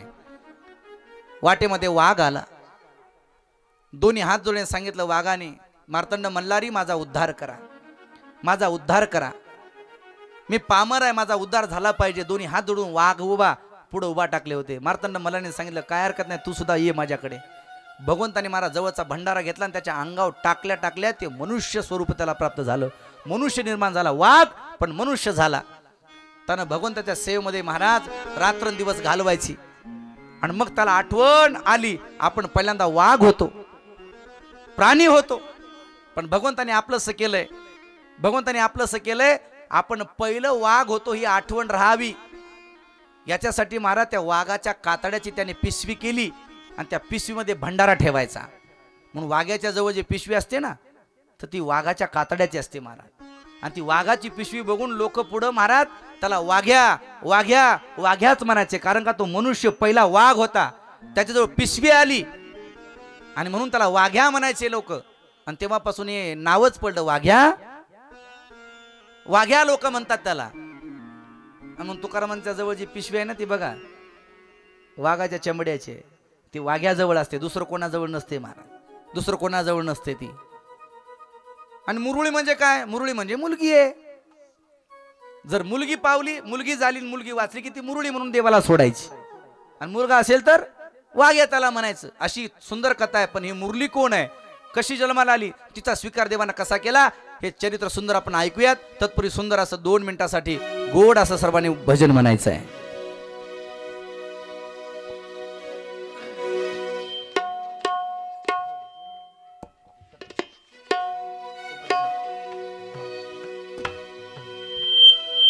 सगळ्याला येईल असं म्हणा राहुल महाराज. ओम नमः शिवाय म्हणा, म्हणजे सगळ्याला येते.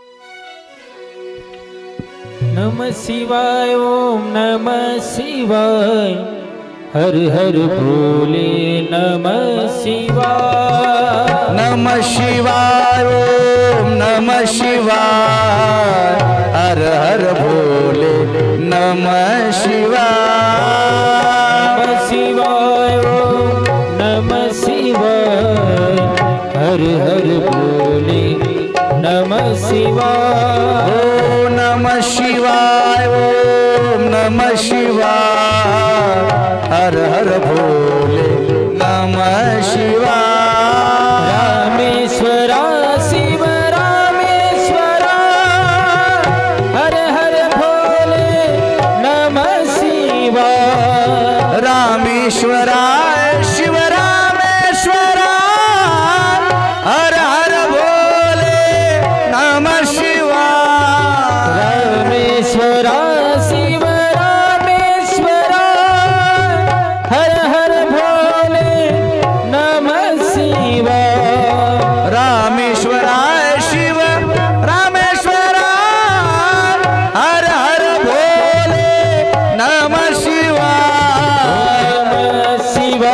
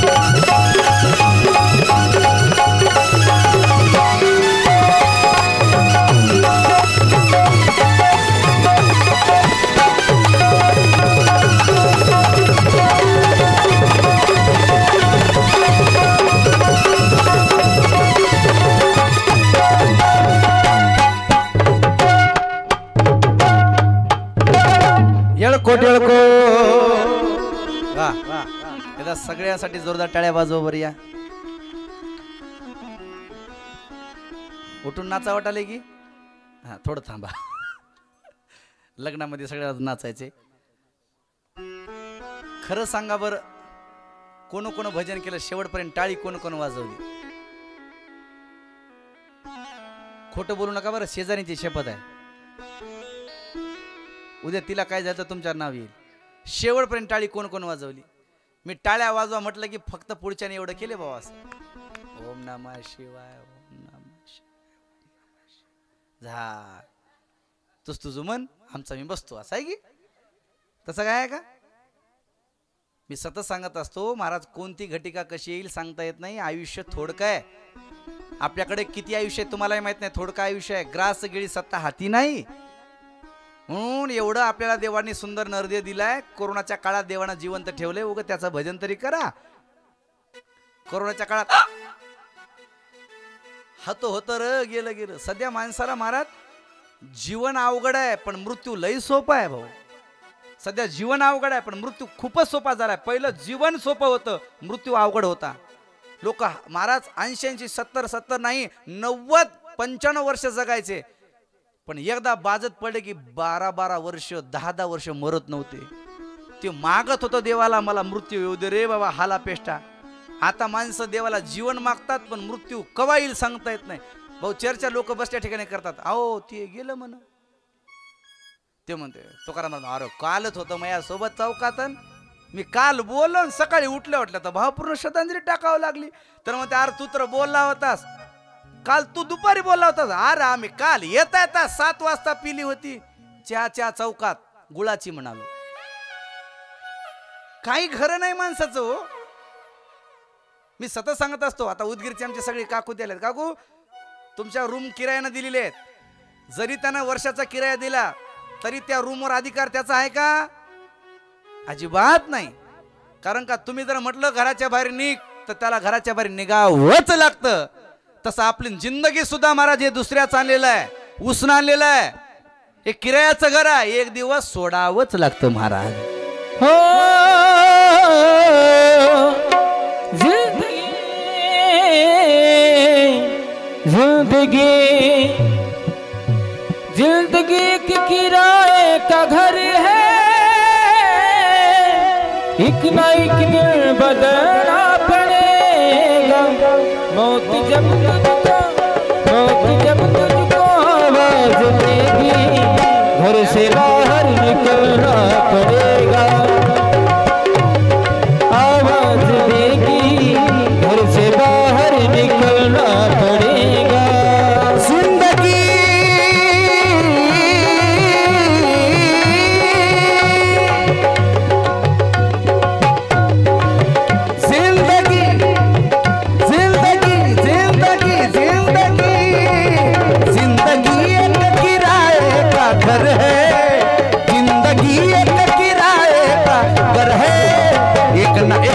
बदलना पड़ेगा.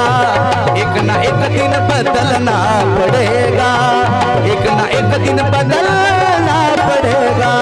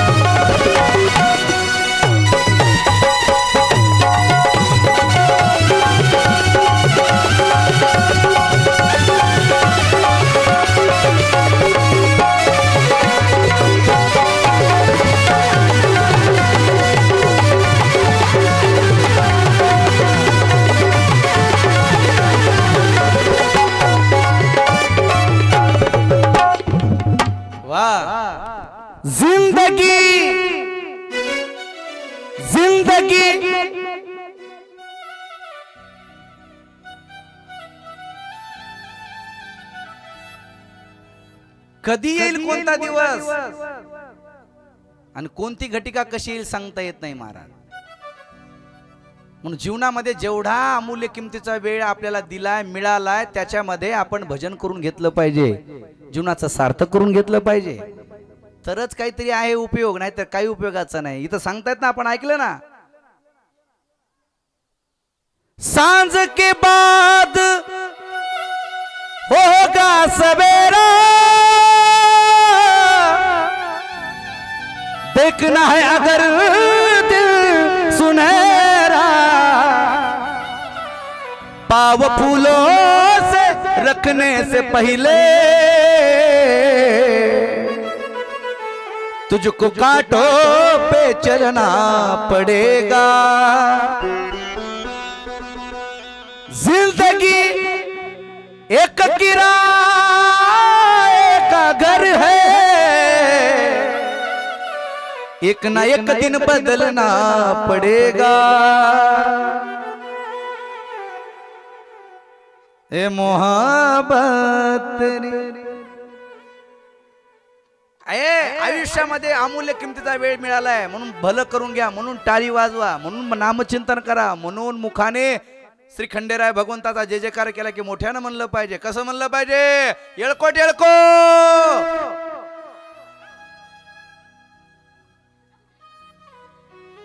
याला भाऊ जेवायला देऊ नका बरं आता थोडं 6 पर्यंत. पंक्ती यजमान म्हणतील महाराज मग कोणासाठी केले?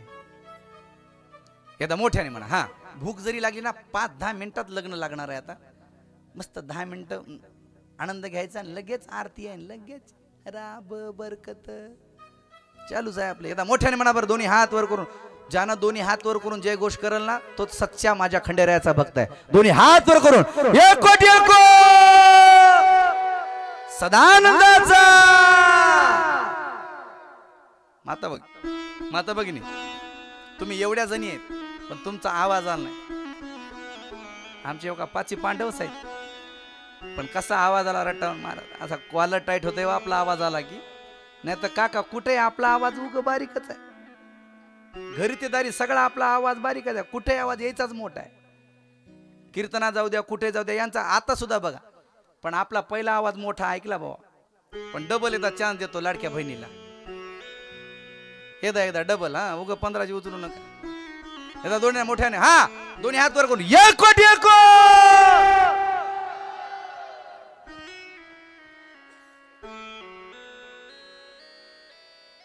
जास्त भूक लागली का?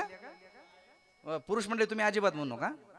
फक्त माता भगिनी येळकोट येळकोट म्हणणार, जय मल्हार तुम्ही म्हणायचा, आणि यांचं झालं की मग तुम्हाला म्हणायला होतो. हा, तुम्ही अजिबात पुरुष जे आहेत त्यांना कोणीच म्हणू नका, फक्त माता भगिनी. हा, येळकोट येळको.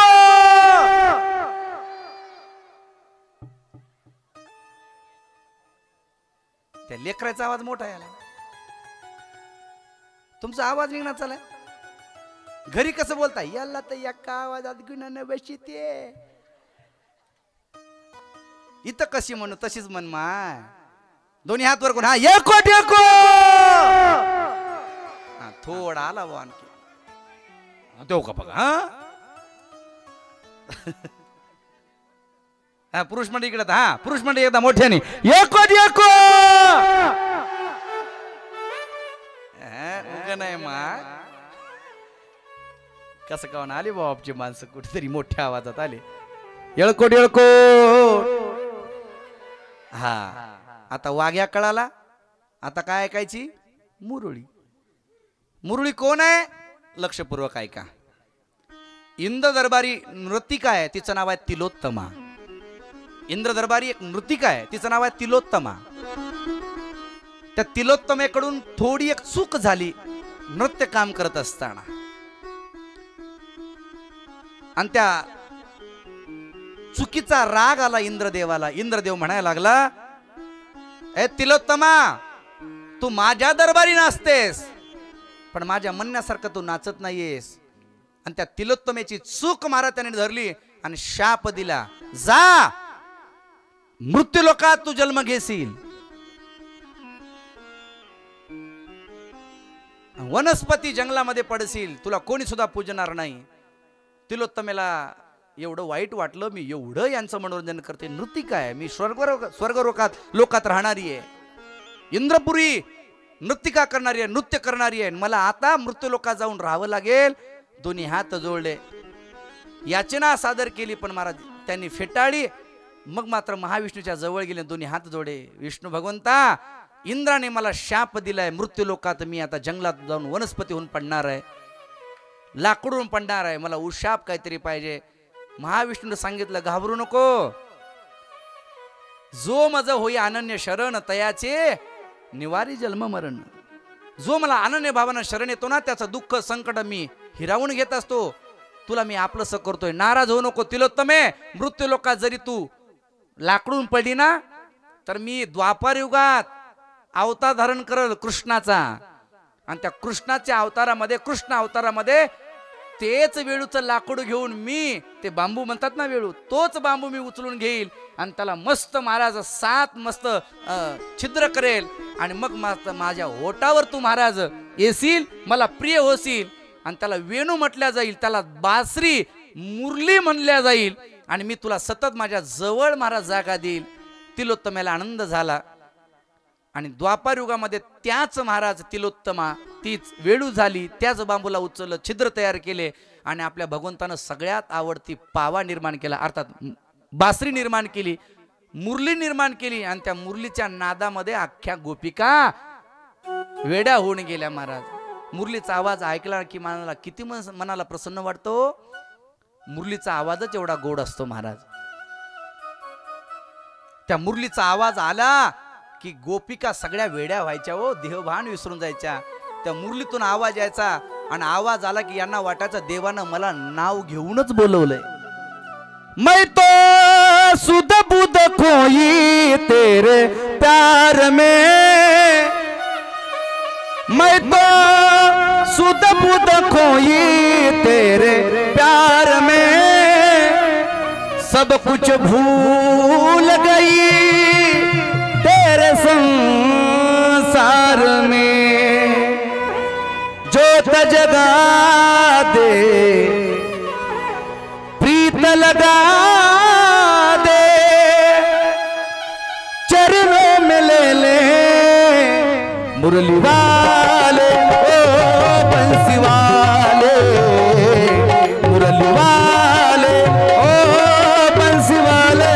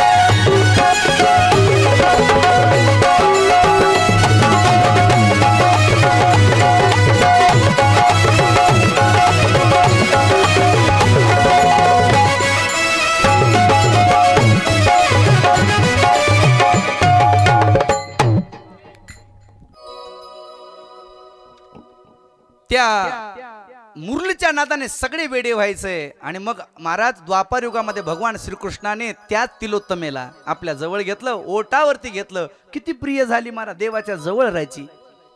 आणि भगवंतानं तीच महाराज मुरली आपल्या सोबत ठेवली. शेवटी शेवटी जेजुरी गडावरती भगवान श्रीकृष्ण आले आणि भगवंताने महाराज तीच मुरली खंडोबा चरणी अर्पण केली आणि त्याच मुरली या शब्दाचा अपभ्रंश झाला. तीच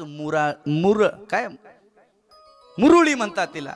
मुरलीची मुरुळी झाली आणि मग मात्र भगवंताच्या सेवेत ती रत झाली. ही अशी वाघ्या मुरुळीची कथा आहे. आणि मग आता सुद्धा श्री खंडोबा भगवंताच्या चरणाजवळ सतत महाराज सेवा करणारे हे वाघ्या आणि मुरुळी राहत. कोणी साधारण नाही तर भगवंताचे निकट अतिप्रिय लाडके भक्त आहेत. घोडा कळाला, कुत्रा कळाला, वाघ्या कळाली, मुरुळी कळाली. आणखी भगवंताला आवडणारे पुष्प सुद्धा आहेत. मार्तंड मल्हारी ग्रंथामध्ये आहेत. पारिजातक, मालती, मोगरा, जाईजुई, चंपक, कुंद, पन्नाक, अशोक, जास्वंदी, कमळ, माहेरी, निरगुडी, नागविलीची पाने, दौना सुद्धा भगवंताला जास्त आवडतो. बरं, मार्तंड मल्हारीला दौना, सुगंधी दौना जास्त आवडतो. म्हणून हे आवडणारी पुष्प आहेत.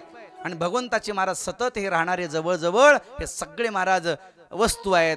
भगवंताला आवडणारे ह्या सगळ्या महाराज एक एक एक एक घटकाचा आपण विचार करतोय. आणि भगवंताने सुंदर असा महाराज अवतार धारण केलेला मनी आणि मल्लासुराच्या वधासाठी.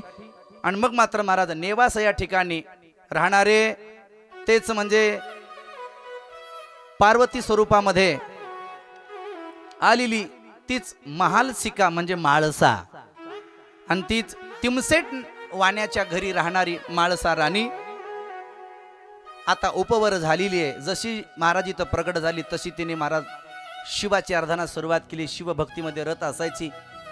मंदिरामध्ये जायची, बिल्वदळ अर्पण करायची. आता सुद्धा म्हाळसा देवीचं मंदिर नेवाशा या ठिकाणी आहे. सध्या जर नेवाशाला जर कोणा जायचं असेल तर अहमदनगरहून जवळ आहे. तिथं शनी शिंगणापूर आहे, पाहायला मिळतं तुम्हाला. जा कधीतरी नेवाशाला. म्हाळसा देवीचं मंदिर आहे. दुसरी गोष्ट, जिथं ज्ञानेश्वर महाराजांनी आपल्याला ज्ञानेश्वरी महाराज दान देऊन टाकली, जिथं लिखाण केली ते गाव म्हणजे नेवासी आहे. पै शिळा तिथं आहे महाराज. त्या शिळेला टेका देऊन ज्ञानराज माऊली बसले आणि मेलेल्या सच्चिदानंद बाबाला उठवून महाराज त्यांच्या हस्ते ज्ञानेश्वरी लिखाण केली. ती जागा म्हणजे नेवासा आहे ज्ञानेश्वर महाराजांचं. तिथे बसून महाराज ज्ञानेश्वरी लिखाण केलेली आहे. महाराजांनी त्या जागेवरती बसून महाराज आतापर्यंत त्या शिळेवर मंदिर बांधतात, पण शिळेसाठी मंदिर आहे ते म्हणजे नेवाशाला आहे. बघा, संतांच्या सहवासात शिळा गेली, तिच्यासाठी मंदिर. भगवंताच्या सहवासात आमचा रेड्या गेला, त्या रेड्यासाठी मंदिर आहे. आळे फाट्यावर मंदिर आहे महाराज. रेडेश्वर भगवान की जय म्हणतात. लोक 80-80 वर्षाचे रेडे नतमस्तक होतात. भगवंताचा, माझ्या ज्ञानेश्वर भगवंताचा हात लागला आणि महाराज श्रुती बोलायला लागला, वेद महाराज बोलायला लागला. एवढा संतांचा महिमा आहे. ह्या जागा कुठेतरी बघत चला, कधीत कधी असे फिरलं पाहिजे, बघितलं पाहिजे. आणि मग महाराज उपवर झाली माळसा राणी. भगवंताचा संकेत होता. माळसा देवीने सुद्धा ज्यावेळेस प्रकट झाली त्यावेळेस आकाशाच्या बाईने सांगितलं होतं, ज्यावेळेस उपवर होईल त्यावेळेस स्वतः मागणीसाठी श्री खंडेराय तिथं येतील आणि तिला आपलंसं करून घेतील. म्हणून ज्यावेळेस उपवर झाली तोच महाराज तिमसटवाणी पालिया गावामध्ये आला आणि पालिया गावामध्ये महाराज सुंदर भगवंताची शिवपूजेमध्ये रत असलेली माळसा राणी शिवपूजेमध्ये रत राहायची. आणि कालांतराने तिथेच महाराज मार्तंड भैरव मल्हारी तिथे गेले आणि भगवंतांनी महाराज त्याच माळसा राणीला आपलंसं करून घेतलं आणि सुंदर त्या ठिकाणी श्री खंडोबारायाचा माळसा राणीचा विवाह सोहळा संपन्न झाला. आज तोंतीर नगरीमध्ये भव्य स्वरूपामध्ये सुद्धा आपला तो लग्न सोहळा याच देही याच डोळा बघायचा आहे. चला नवरीचे मामा, चला श्री खंडोबा भगवान, माळसा राणी. तिथे मधून येण्यासाठी जागा द्या. थोडं थोडं पलीकडे सारखं असं थोडं 2 लाईट ठेवा, साईड ठेवा. चला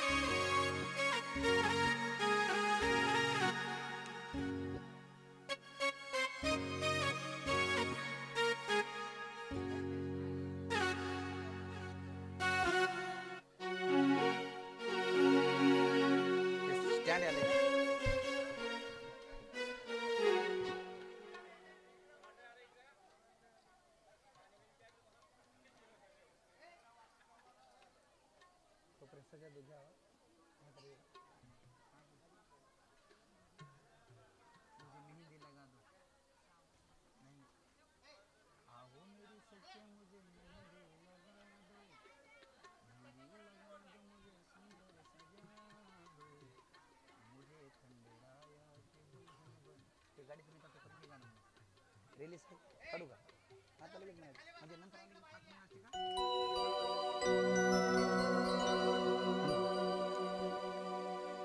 हाँ वो मेरी सखिया मुझे मेहंदी लगा दो, आओ मेरी सखिया मुझे मेहंदी लगा दो, मुझे श्री खंडेराया की दुल्हन बना दो, मुझे खंडेराया की दुल्हन बना दो, मुझे खंडेराया की दुल्हन बना, मुझे खंडेराया की दुल्हन बना दो। आओ मेरी सखिया मुझे मेहंदी लगा दो, आओ मेरी सखिया मुझे मेहंदी लगा दो, मुझे श्याम सुंदर की दुल्हन बना दो, मुझे खंडेराये की दुल्हन बना दो, मुझे खंडेराया की दुल्हन बना दो, मुझे खंडेराया की दुल्हन बना दो।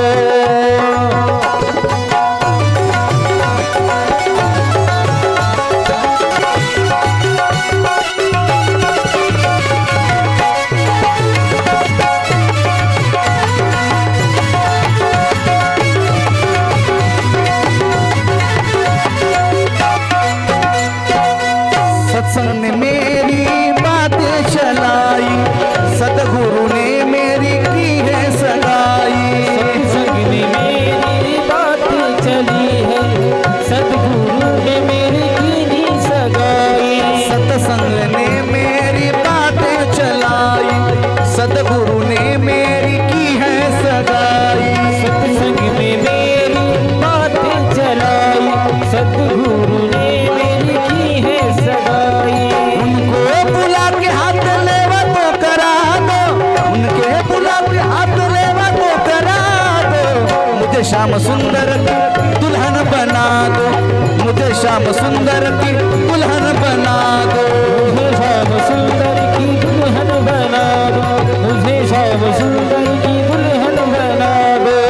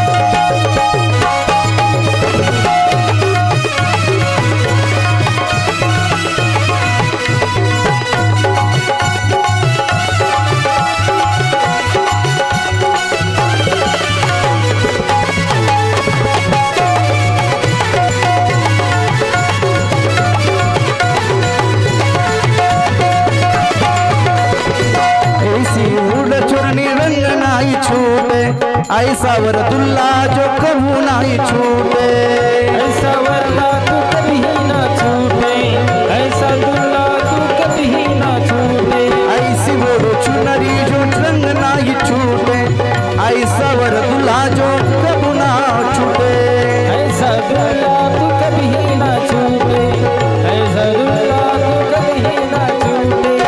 अटल सुहाग वाली बिंदिया लगा दो, अटल सुहाग वाली बिंदिया लगा दो, मुझे खंडेराया की दुल्हन बना मुझे खंडराया की दुल्हन बना दो, खंडराया की दुल्हन बना दो, मुझे खंडराया की दुल्हन बना दो।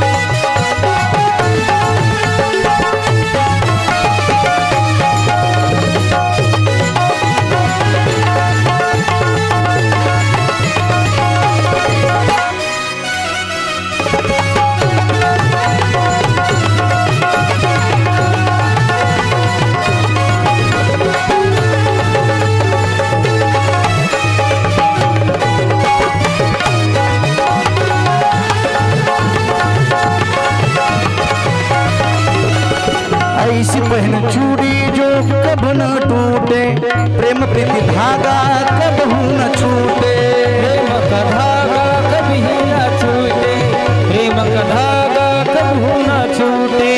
ऐसी पहन चूड़ी जो कभी नहीं टूटे, प्रेम प्रीति धागा कबहू न छूटे, प्रेम का धागा कभी न छूटे, प्रेम का धागा कभी न छूटे। आज मेरी